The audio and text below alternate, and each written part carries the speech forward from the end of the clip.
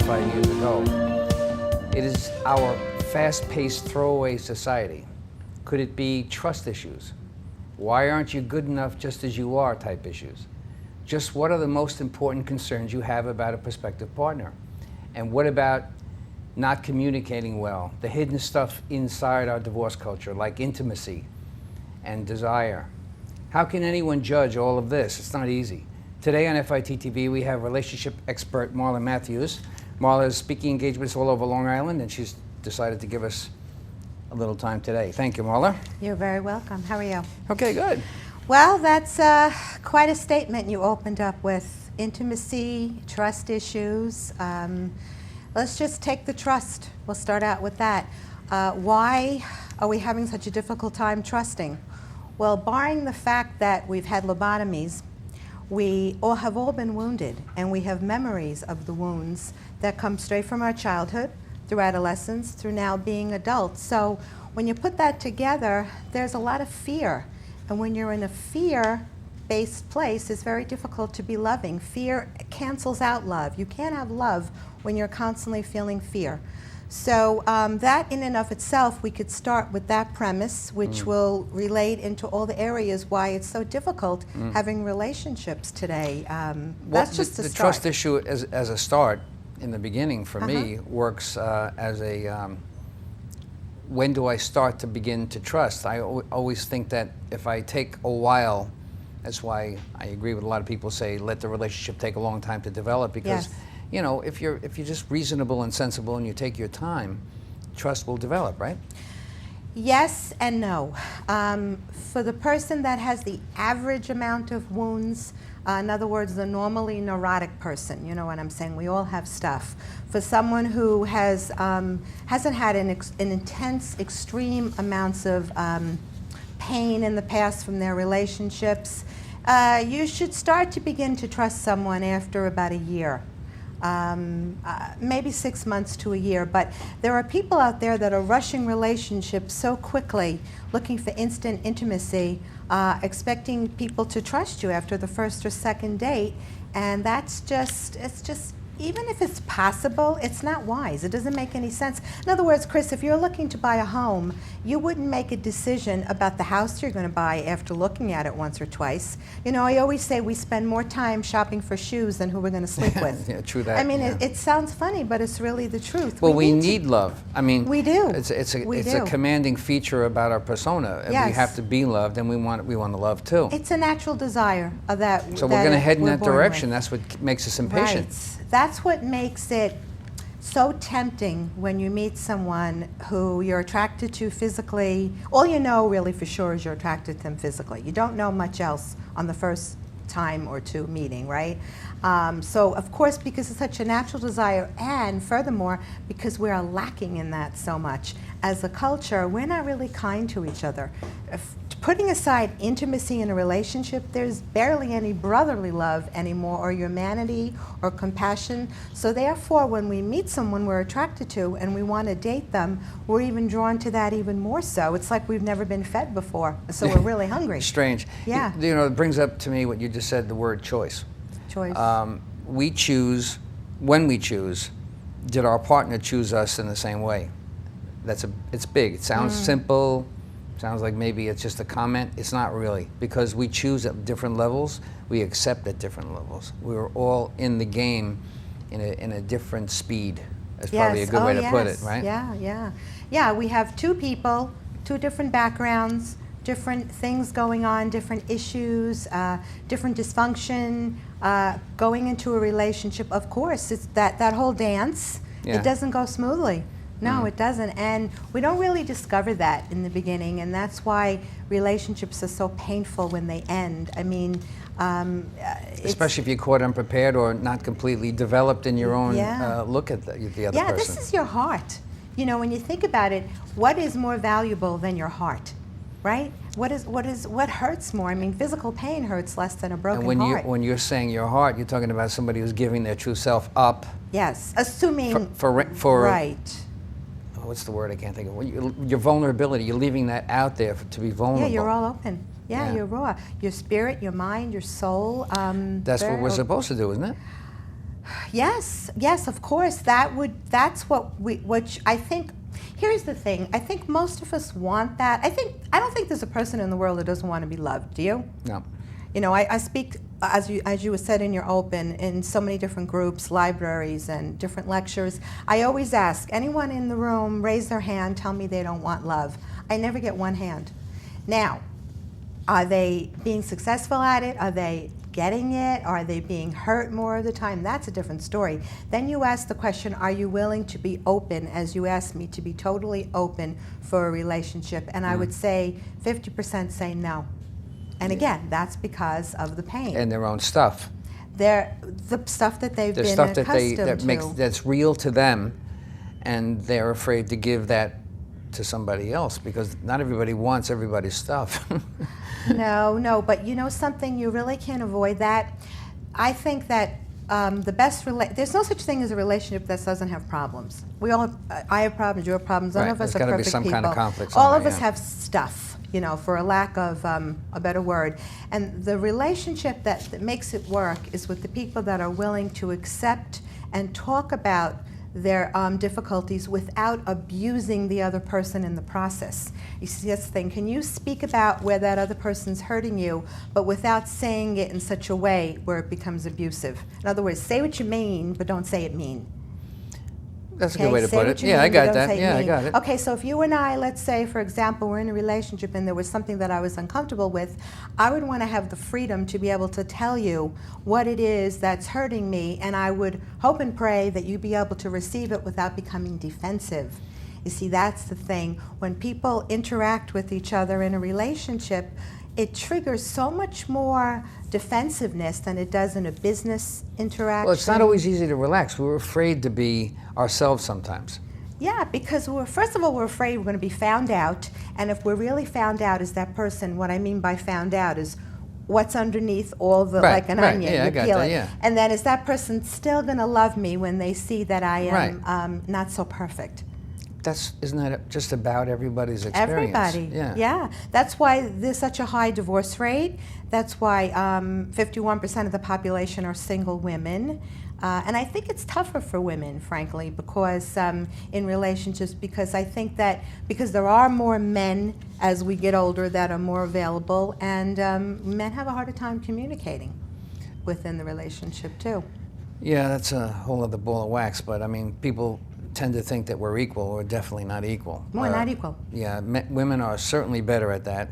At communicating. At communicating. Now, there's men who Doesn't mean can we don't have communicate our when the issues. minority. No, Yeah. well, they have other issues. You know, Right. there's always some. That's exactly right. Right. It's not just about that one thing. But if I had a way to talk to men about this, and let me take this opportunity to do that, one of the things I would say is learn how to communicate with your significant other. Right. Otherwise, what are you there for? Otherwise, they become objects of things. A wife, a sexual partner, a love interest, somebody who's close to my family. Those are objects. When it comes to the intimacy of a person, you want to make sure that you're sharing in language, and besides the physical things, you want to share in language. You want to get connected to that person. That's what everybody wants, I think. Right. You know what really the core is? Maya Angelou, who recently just passed away, said something very profound. The more you know, the better you do. The more you know, the better you do. The problem is that most of us don't know how to have relationships. Right. We never learned about it in school. We learned about it from our parents. With all due respect, most of our parents have had dysfunctional relationships to a greater or lesser degree. So here we are, we're in the dark, having relationships, and the major premise that people get together on is physical attraction, which when you come down to it, with everything said and done, that's what gets us started. But it means nothing in the long run. Right. Well, Absolutely. I wouldn't say nothing, but it doesn't sustain it. It's not going to sustain a relationship, right? It. If that's your, No. and that should be the goal. What's going to sustain it? A friendship.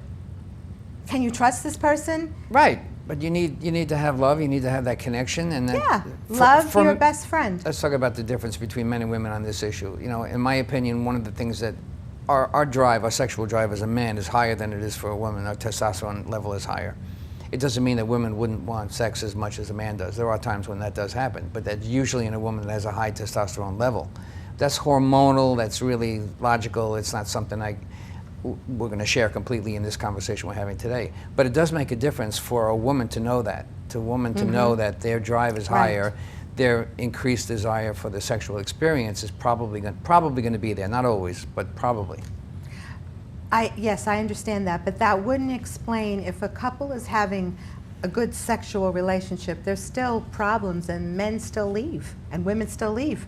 They still leave the relationship. So, again, I wonder I wonder where the stats are on that. I haven't seen any stats on that, but that might be interesting to take a look at, because ordinarily, when you have a good sexual relationship, and I mean for both people, let's remember that we're talking about both people, and then it goes under. What's it going under for? Do they really know from the other if the experience is good? And maybe they don't know. They're not communicating that. Yeah. But you know, you never really know what the person really feels. They could be telling, and that again comes to the whole thing. Are they really telling you what's bothering them and what's going on, whether it's sex or communication or helping you around the house? No, people are not always honest about that, right? They don't. First of all, they don't even know how to communicate it. Number one. Number two, they're afraid that if they're really honest, that maybe they'll be abandoned. So, you know, that brings up another topic: displaced anger, displaced passive-aggressive behavior. I mean, the things that I hear from in my practice working with people is the things that people, oh no, I could never tell him that because, but instead, I'm just not going to be home on every Friday night and let him wonder where I am, because then he'll love me more if he doesn't know that I'm there. There's some false imagery going out there, isn't there? Yeah. You know, false ideas. Let's talk about what you touched on just a moment ago, but we left it. We're going to go back to it, is unconditional love. You didn't really use the word, but you were talking about what acceptance levels people have with one another. Is it reasonable to think that unconditional love is something we should shoot for? Well, okay. Can I be spiritual? What the heck? Go for it. Yeah, go for it. I think it's your show. Sure feels that way. Well, I'm the woman, right? So I'm taking over. Here's the thing. Unconditional love, human beings, I don't think most of us are really capable of loving unconditionally. We're too self-absorbed. But if we become spiritual and we have a spiritual relationship within the couple relationship, and what do I mean by that? Something that's spiritual, whether it's God or Buddhism or praying or meditation, and if you can, and that, by the way, brings more love out of a person. Do you know, you understand what I'm saying? In other words, in our own strength, it's very difficult to have unconditional love, but when we take on a godly character, and as I look at God, not with religion, but God is love, spirituality, and integrity, and compassion.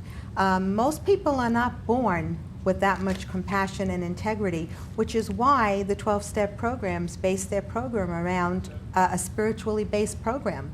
Because that being the center of the relationship, yes, the answer to your question, and I came in many different doors, is you can, but only if you work on yourself spiritually.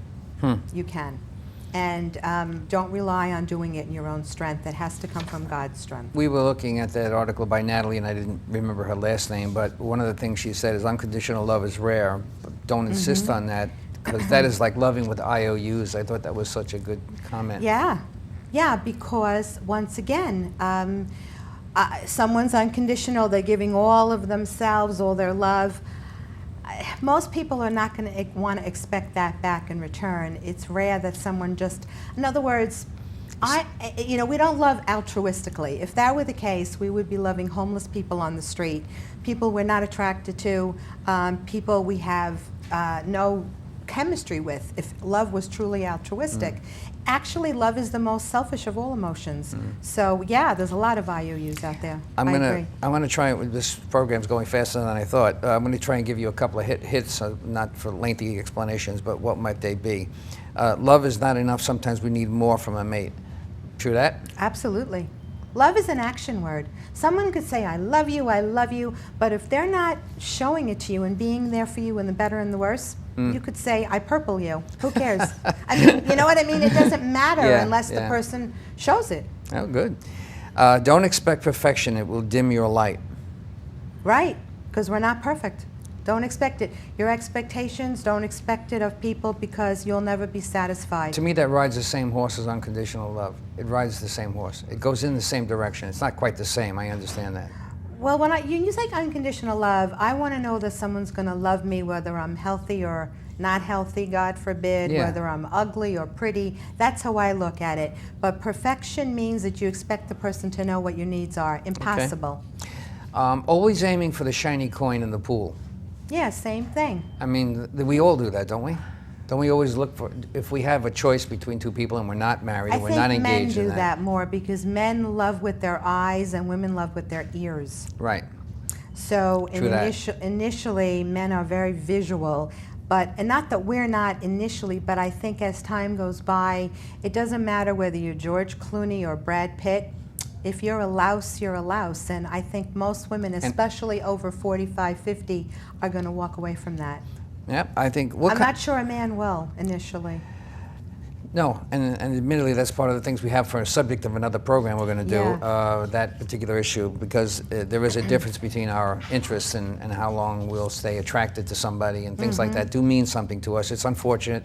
What I want to say to a woman is it's not unintelligent or wrong to be involved in that visual thing that men have. I just want to pass that along. Yeah. It's not wrong, it's just something we really can't control. I understand. Why men look at other women isn't necessarily to have a sexual object, but sometimes it's our shiny can't coin. help it. It's like we can't help Like it. a sneeze. Well, not Sorta. that involuntary. That's really involuntary, but no, you know what I mean. But yeah, it's just part of your biology. Why are women cheating, and why is it continually rising?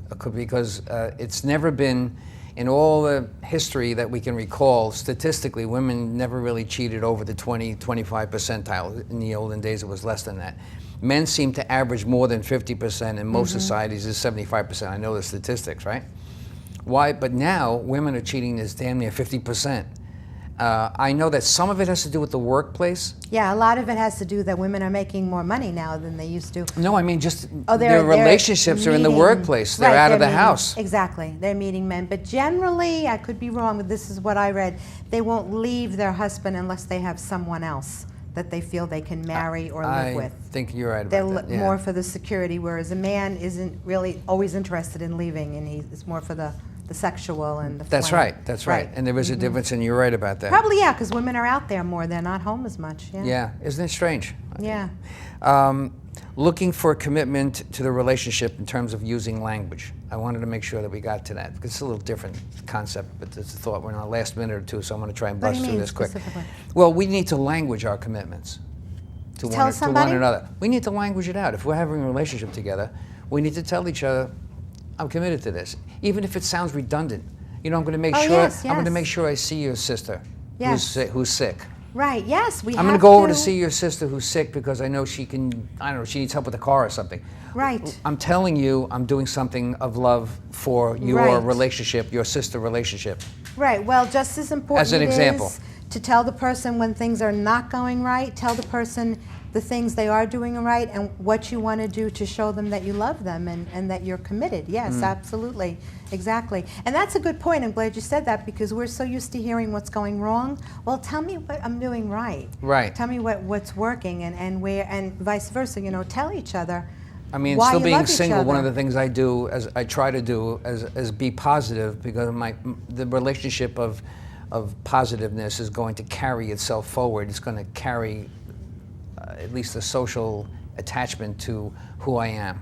It's going to attach. That's going to be attached to who I am, so people will view me more openly and positively themselves if I stay positive. Okay, If I stay right. negative, I'm going to throw off the negative energy. Well, it's karma. It's about karma. Yeah, yeah. You know, that's what I tell my groups all the time, that not only should you be loving yourself, you should be loving other people, not just in the relationship, Right. but be a blessing to others.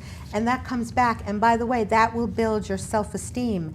The higher your self-esteem, the better choices you'll make in relationships. And the more, you know, what everything comes down to, hurt people, and healed people, heal people. Right. So we want to get on the side of becoming a healed person. Absolutely. So we Yep. can Last live that. in our last minute, empathy and sympathy. Sympathy is something you have when somebody's not done something wrong and you feel bad for them. But empathy is a slightly different thing we all need to learn. If you want to have a relationship that works, you'll have flexibility in your acceptance of what someone else does wrong to you. Is that a good way to And put you it? can forgive them.